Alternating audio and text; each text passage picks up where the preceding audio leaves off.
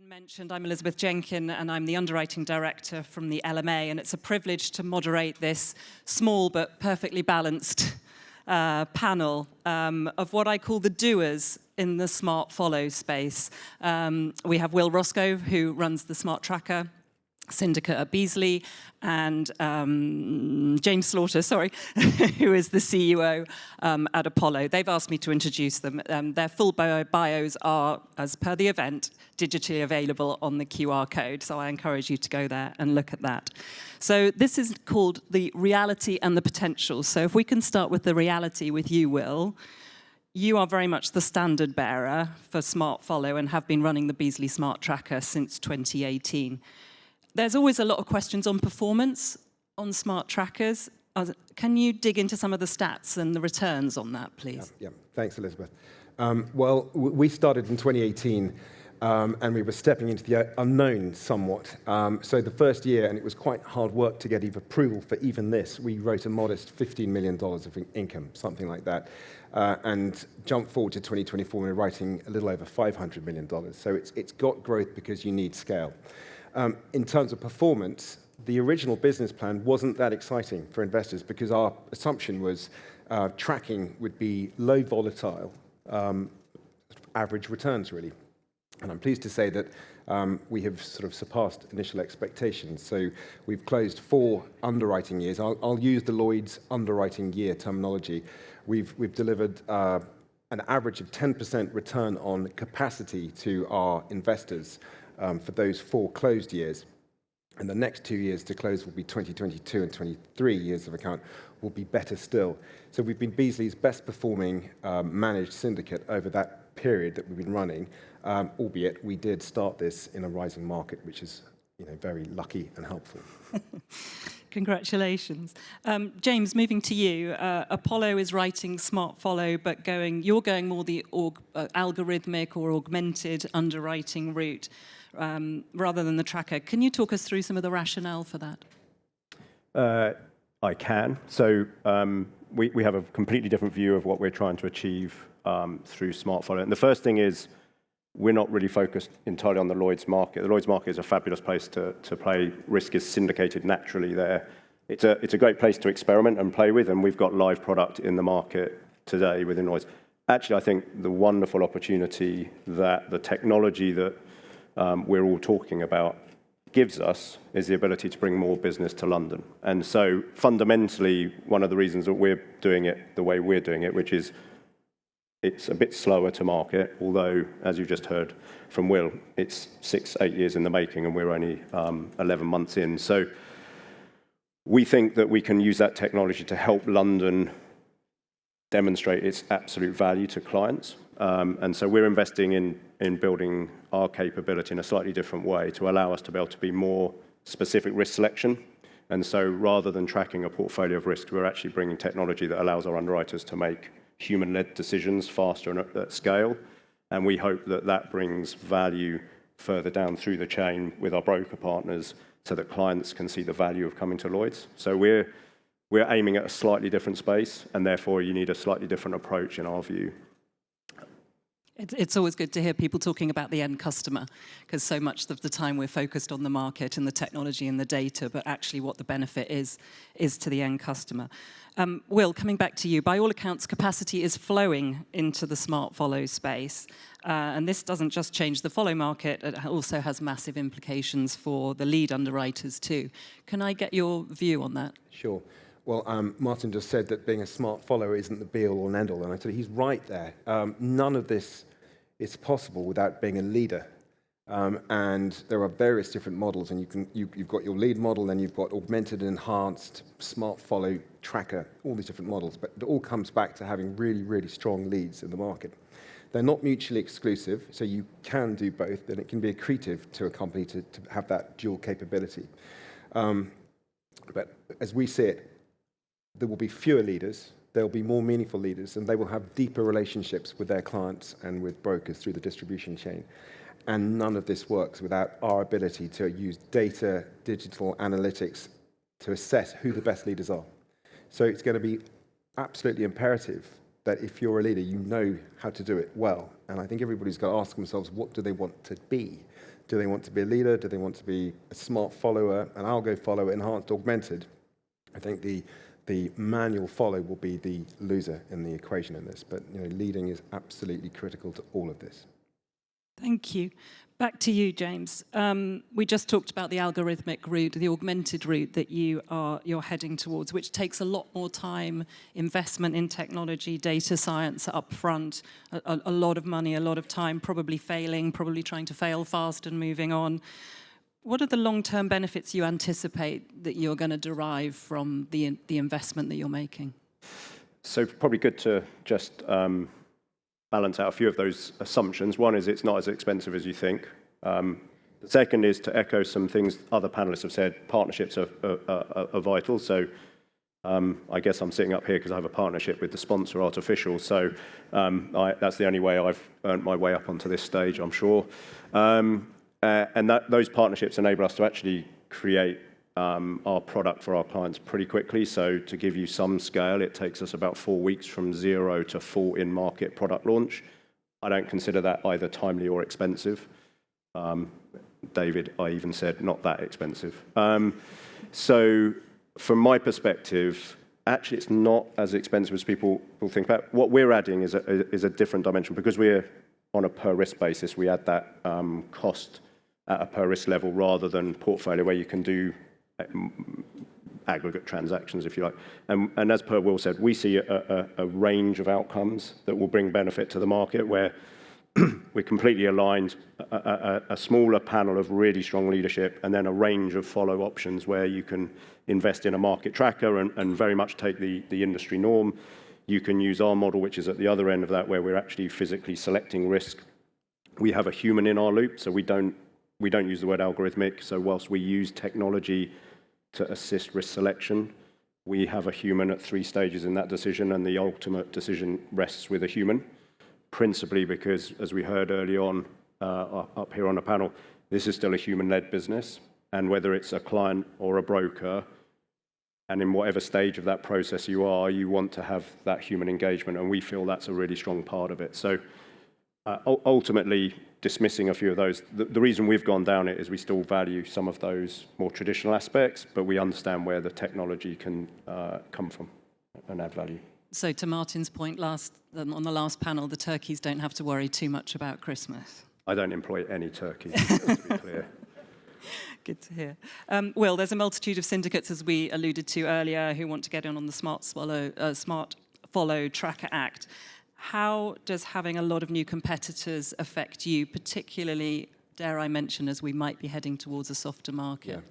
Well, when we started, we were in sort of isolation. There were some others that were doing what we did, but frequently we found ourselves as the only 5% that was trying to do it. And that wasn't really going to work for anybody. It wasn't of value to clients or brokers, and it wasn't enough to move the dial. So I spent the first few months, years, trying to convince other people, competitors, to do it with us so that we would be more meaningful. Now, there are many more competitors out there, but that does bring some opportunity to us because we would like to be the lead follower. Now we're getting into a new dimension of lead, follow, and now lead, follow. The reason for that, there is a sort of secondary syndicated follow market emerging, and there are opportunities for people like Beazley Smart Tracker, but others, to act as a lead and control how some of these contracts are designed and built, and which leaders you follow and which classes you're going to include in those contracts. So there is an opportunity for us, and I suppose if we see supply outstrip demand, then of course, as the market softens, that will create its own challenges. But at the moment, we are pleased to see brokers starting to feed us in the follow part of this equation with more business. So they are actively communicating strategies to put more of their business into the follow segment. And that comes back to my point around fewer, more meaningful leads and a wider choice of different follow models. Just to add, I think Bob talked a little bit about it up here just a minute ago. Competition is so important in this space. If we don't have a competitive landscape, we compete, but we're in the market. Sometimes we want all boats to rise.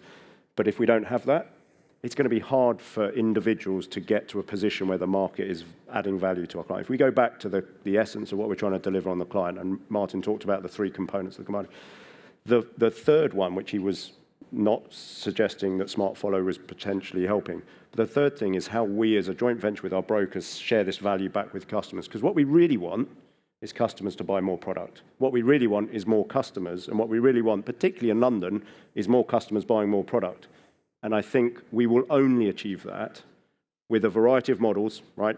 I won't stand up here and say, I think Will's doing the greatest, and I'm going to follow Will, because that's not how we think. We've thought about it in a different way. What we need is Will or Key or any other of that trying to break some ground and drive it forward so that we can demonstrate collectively value that our customers will appreciate. And I think sometimes we focus on getting rid of the cost out of the system rather than growing the system that then absorbs some of that cost more effectively and allows, again, come back to this, if the customer would like to buy a new product and we're able to design and deliver that product more efficiently and more effectively, I think collectively a little bit of competition creates that healthy market. And so I suspect Will's of the same mind. We want a bit of competition and we want to see people coming to the market and bringing new ideas and challenging how we're all thinking about it.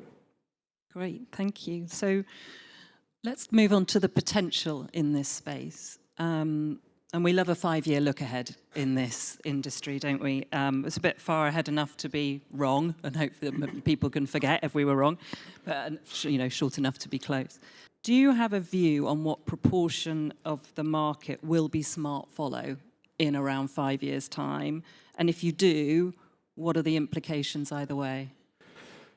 Shall I take that? Please, so, please. so it's a bit of a fool's game, right? Predicting. So I'm going to do exactly that and make a fool of myself, but that's not the first time. I would imagine it's quite conceivable to see Lloyd's achieve its $100 billion target by increasingly using the followship model. Now, Smart Follow I think of as different to just followship more broadly. So we have tracker, we have algorithmic, and then we have Smart Follow. So it's an element of it. But if you add all of those up, I could easily see followship being 50% of the market, probably split equally between more tracker algorithmic and more sort of Smart Follow human-led, which is the camp we're in. That means 50% of that business is leader-driven. So at 100 billion, there's 50 billion of high-quality lead business. That, to me, feels like a rational way we get to it. I think there's quite a way to go, and that only happens because we've produced products and delivered those products in a meaningful way that clients value coming to London to purchase. But there you go. So it's on record, and I'll be wrong, but hey-ho. And well, 50% in around 5 years, what are the implications of that? Well, I think you've got to consider that, don't quote anybody at 50% of 100 billion, because it won't be. There's an addressable market for Smart Follow. But will the market be 10 billion plus in 5 years' time? I would have thought definitely. And it's already kind of closing that gap at the moment. The implications are pretty severe if you don't have a strategy, as I said earlier on, to work out who you are and what you want to be. So I think those of us that come out with new models, and James is right, there will be tracker, there'll be algo, all the different models, will be able to exist in harmony, and I think there'll be enough to go around. I think you really, really got to work out how the lead and follow relationship is going to evolve over time. And it's going to be an interesting 5 years, because as I say, there's a lot of pressure on those that are in what we always call the squeezed middle to actually work out what they want to be. And there'll be winners and losers. I obviously want us to be winners, and I'd like James to be winners. But I think all of today, all I've heard is everybody talking about efficiency. And that's all we're trying to do here. We're all trying to bring a degree of efficiency to the market that will ultimately mean that we can make expense savings, bring that expense ratio that was mentioned earlier on down, ultimately to the benefit of clients, and make the London market a more attractive place. Now, if we can do that, brilliant, because more business will flow in, and if more of it goes into follow, then that's great.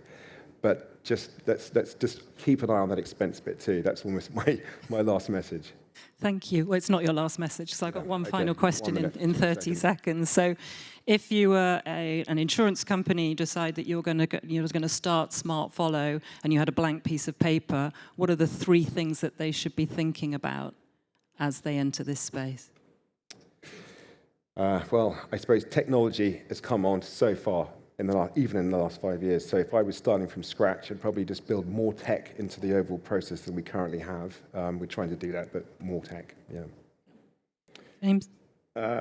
So I think Martin made a really good point earlier about it's got to be strategic. So you've got to decide strategically whether you're in this or not. And that requires your firm to have the right culture around adoption, learning things. We try and lose that expression, fail fast and stuff like that. That's not what we want. We want to learn fast and pivot and move forward, but we don't want to be failing as we go. That's not great. But you need that culture. So that's the first thing, is you've got to decide whether you've got that culture, because if you don't, that's going to be very, very difficult. I think the other thing is, if you don't think you can do it by being a lead follower, which is an expression we use as well, then you need to decide who you're going to follow. Follow squared. That's a new one. You can quote that. That will be on Instagram tomorrow. Down, yeah. But follow squared. If you're going to do that, you then need to go and start to learn which businesses you're going to partner with. And I would say, come and talk to us. We're very open to those kind of conversations. But I think you've got to make that decision pretty quickly, and you've then got to kind of commit to it, because I don't think you can go halfway house in this game, because ultimately it will be competitive, and the speed and pace of change that we're seeing, even at the relatively small scale that we're doing it, is incredible. It's very positive and great to watch, but it is incredible change.